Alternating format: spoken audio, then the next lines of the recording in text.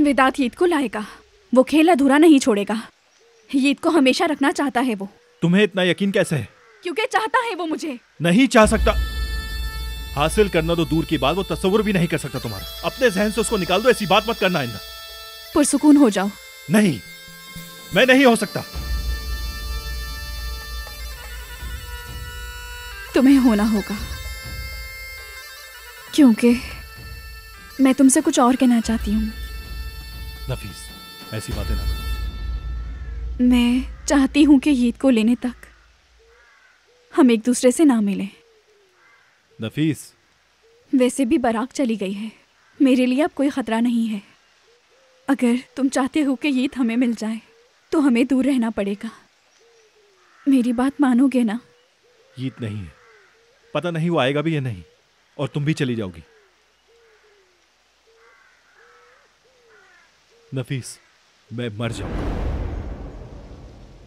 ताहिर, बेटे के लिए हमारे। Ellerimle tutarım da gök üstüne yıkılsam, yaralarım sararım da haram bize bu sevda. Selamettuk belaya da ah demedik yanmaya. Yemin ettik yanarsak da nasip deyip susmaya.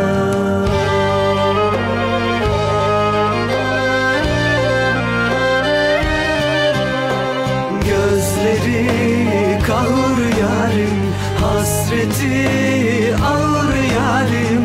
Sen bana emanetsin, kaderimi sağır yarim.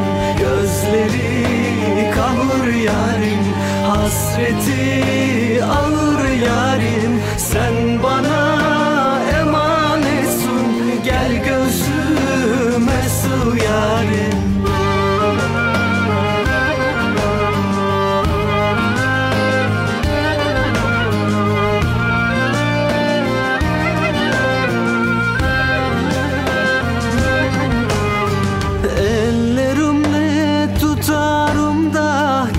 Üstüne yıkılsam, yaralarım sararım da haram bize bu sevda.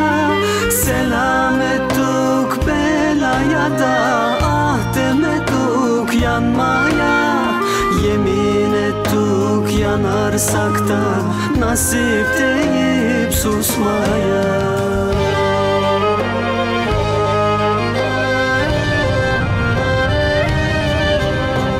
Gözleri kahır yarim, hasreti ağır yarim. Sen bana emanetsin, kaderimi sağır yarim. Gözleri kahır yarim, hasreti ağır yarim. Sen